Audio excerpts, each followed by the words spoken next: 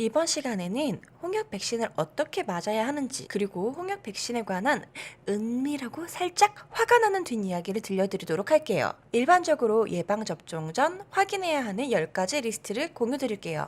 빠밤. 아마 병원에서도 10가지 리스트를 확인할 텐데요. 미리 준비하면 나쁘지 않겠죠? 그 중에서 홍역 예방 시 주의해야 될 점을 한 번 더 말씀드릴게요. 이전에 백신 알러지가 있었던 분, 특히 주사 성분 중 젤라틴이나 네오마이신, 이건 항생제의 한 종류예요. 그걸로 주사를 맞은 뒤 호흡 곤란 증상이 있었던 분이라면 예방접종을 맞으시면 안 됩니다. 만약 해외여행 시 홍역 유행 국가를 방문하고 한국에 들어왔을 때 이거 좀 감기 기운이 있고 홍역이 의심된다 라면 반드시 국립검역소 검역관에서 신고하고 귀가하셔야 추후 전염을 막을 수 있답니다. 홍역 유행 국가 74개국은 다음과 같습니다. 아시아에서는 싱가포르와 일본, 그리고 유럽 중에서는 프랑스와 핀란드도 포함되어 있어요. 미국에서도 뉴욕주나 워싱턴주도 포함되어 있어요. 옛날 얘기신 것 같죠? 2019년 뉴욕타임즈에도 일본에서 홍역이 많이 발생하고 있다고 기사가 떴어요. 또 2주 전 미국에서도 난리였죠. 미국에서는 백신이 의무화가 아닌데 얼마 전 성인이 된 린드 버거라는 친구가 부모님 뜻에 반대해서 백신을 맞고 이를 미국 정부의 청문회에 나가서 백신은 정말 중요하다라고 의견을 피력했죠. 여러분, 예방이 최선입니다. 일반적으로 일주일에서 3주 이내 열이 나면서 두드러기 같은 게 올라온다면 다른 사람과 접촉은 최소화하고 질병관리본부 콜센터 1339로 연락주세요. 참고로 우리나라는 만 12세 이하 어린이라면 보건소와 지정 의료기관에서 무료로 MMR, 홍역, 유행선 이하서면, 풍진 백신을 2번에 걸쳐서 예방할 수 있답니다.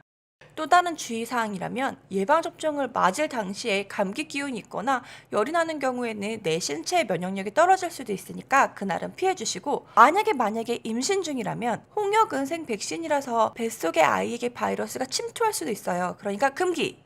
그럼 예방접종을 맞고 나선 어떤 것을 지켜야 될까요? 일반적으로 백신을 맞고 안내해 주시겠지만 홍역 백신이 처음이시라면 2번의 접종 간격인 4주간의 간격을 반드시 지켜야 해요. 생백신은 적절한 면역 반응이 생길 때까지 바이러스들이 증식하는 기간이 필요하거든요. 그리고 임신 중이거나 임신 계획이 있을 땐 접종 금지입니다. 아까 말씀드린 대로 바이러스가 아이에게 침투할 수 있거든요. 백신 접종 후 최소 한 달까지는 피임을 하도록 되어 있어요. 임신은 혼자 하는 게 아니니까 남자, 여자 모두 조심해주세요. 그리고 접종 후 2, 30분간 의료기관에 머물러서 혹시나 토할 것 같거나 어지럽거나 열이 갑자기 막 오르거나 호흡이 곤란해지는 경우가 있다면 이건 급성 알러지 반응으로 위험할 수 있어요. 바로 의료기관의 의사선생님께 말씀해주세요. 또 접종받은 당일에는 간단한 샤워는 가능하지만 목욕은 피해주세요. 주사 바늘이 들어간 사이로 오염 물질이 들어갈 수도 있거든요. 만약에 치료가 필요하다면 홍역 같은 경우에는 수분과 영양 공급을 하는 대증요법을 사용하는데 2017년 예방접종 대상으로 간염병 역학관리 지침에 의하면 비타민 A가 투여되면 홍역의 중증도와 치사도는 낮출 수 있다고 합니다. 그럼 홍역의 부작용은요? 흔히 열이 나거나 붉은 반점이 생긴다거나 감기 기운과 같은 증상이 나타나기도 하고요. 드물게 고열로 인한 경련, 관절통, 혈소판 감소 등이 보이기도 합니다. 이상하다면 바로 의료기관에 방문해주세요. 우리나라에서는 1995년부터 예방접종 후 이상 반응이 발생하면 예방접종과의 관련성을 심의하여 진료비를 보상해주는 예방접종 피해 국가보상제도를 운영하고 있답니다. 예방접종을 실시하면 예방접종을 실시한 보건소 혹은 의료기관에서 해당 환자가 예방접종을 했다는 정보를 질병관리본부에 입력해야 되는데 법정 의무사항이 아니라 안 하는 경우가 종종 있다고 합니다. 그래서 이미 한 번 맞았음에도 기록이 없어서 한 번 더 맞아야 되는 경우가 생기지요. 시간 낭비, 돈 낭비. 예방접종을 하셨다면 질병관리본부의 예방접종 도우미 사이트에 들어가셔서 예방접종 관리 메뉴의 본인의 예방접종 내용을 확인할 수 있습니다. 예방접종 등록 사업은 세계보건기구에서 개인별 예방접종 기록을 따로 관리하고 있다고 합니다. 우리나라에도 1983년 법적 근거를 마련해서 2000년 6월 이후로 보건소 접종 기록을 전산 등록하기 시작했습니다.